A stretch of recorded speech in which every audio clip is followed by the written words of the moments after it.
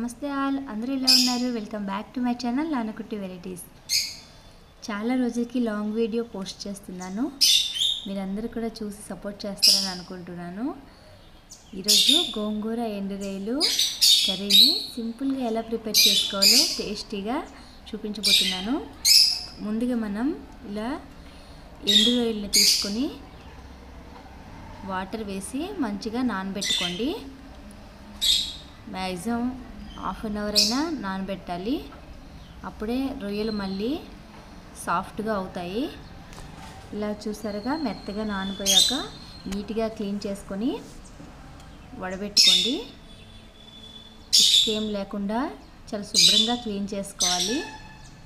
ఇలా మొత్తం క్లీన్ చేసుకున్నాక ఇప్పుడు గోంగూరని నీట్గా ఇలా కాడలు వలిసి పెట్టుకున్నాక శుభ్రంగా 2-3 టైమ్స్ క్లీన్ చేసుకోండి. ఆకుకూరలు ఏవైనా సరే కొంచెం సేపు వాటర్లో నానబెట్టి తర్వాత క్లీన్ చేసుకోండి. ఇలా మొత్తం శుభ్రంగా క్లీన్ చేసుకున్నాక ఇప్పుడు మనం ఈ ప్రాసెస్ కుక్కర్లో చేసి చూపించబోతున్నాను. కుక్కర్లో మొత్తాన్ని యాడ్ చేసుకొని కొద్దిగా వాటర్ వేసుకోండి. ఎక్కువ వాటర్ వేయాల్సిన అవసరం లేదు. ఫ్లవర్స్ కూడా ఉన్నాయి గోంగూరలో, అవి కూడా వేసుకోండి, ఏం ప్రాబ్లం లేదు. ఇలా కొంచెం అవి మునిగేంతలా వాటర్ వేసుకుంటే సరిపోద్ది.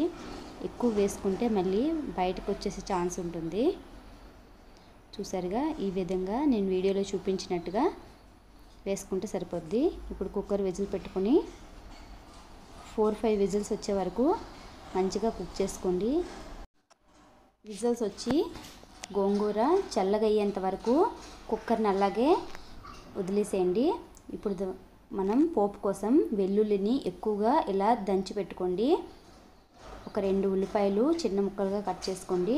పచ్చిమిర్చి, కరివేపాకు అన్నీ రెడీ చేసుకున్నాక కుక్కర్ విజిల్ తీసి చూడండి మెత్తగా కుక్ అయిపోయింది. ఇలా కవ్వంతో కొంచెం మెతుక్కుంటే బాగా స్మాష్ అయిపోతాయి ఆకులన్నీ.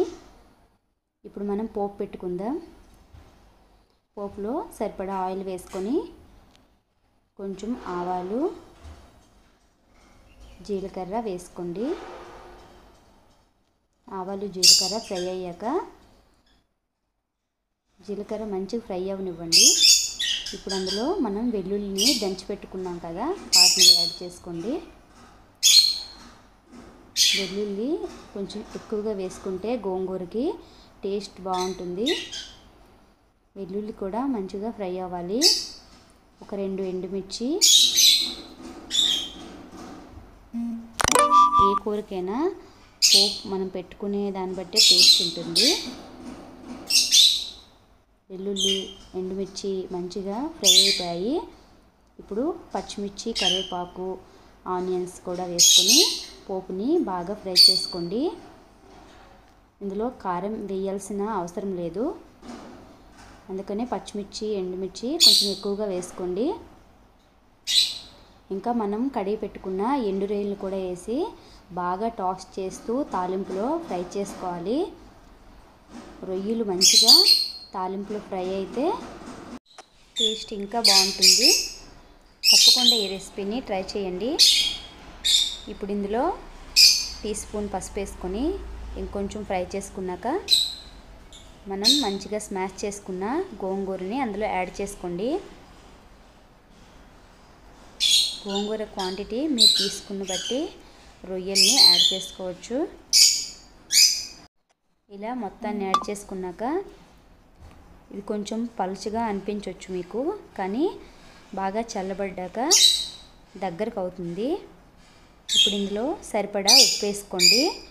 ఉప్పు కొంచెం ఎక్కువగానే పడుతుంది, గోంగూర పులుపుగా ఉంటుంది కాబట్టి. ఇలా ఫ్లేమ్ని మీడియంలో పెట్టుకొని మంచిగా కుక్ చేసుకోండి. 5 మినిట్స్ కుక్ అయితే సరిపోతుంది, కూర రెడీ అయిపోద్ది. ఈ రెసిపీ అయితే ఆంధ్రాలో ఉన్న వాళ్ళకి అందరికీ తెలిసే ఉంటుంది, తెలియని వాళ్ళ కోసం పోస్ట్ చేశాను. ఇంకా ఫైనల్గా ఎండు రొయ్యలు గోంగూర కర్రీ రెడీ అయిపోయింది. ఒకసారి ట్రై చేయండి ఈ స్టైల్లో.